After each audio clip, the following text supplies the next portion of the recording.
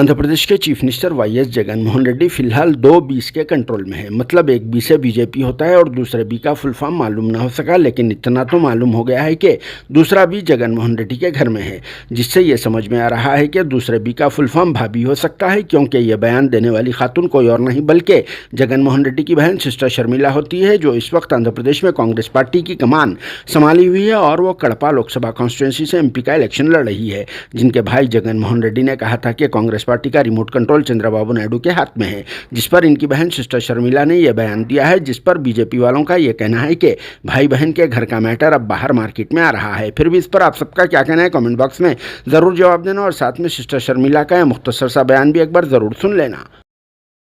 Congress party is remote controlled by Chandrababu Naidu అన్న statement చేశారు.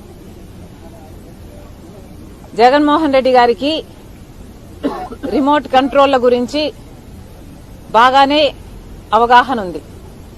ఎందుకంటే గత 5 సంవత్సరాలుగా జగన్మోహన్ రెడ్డి గారు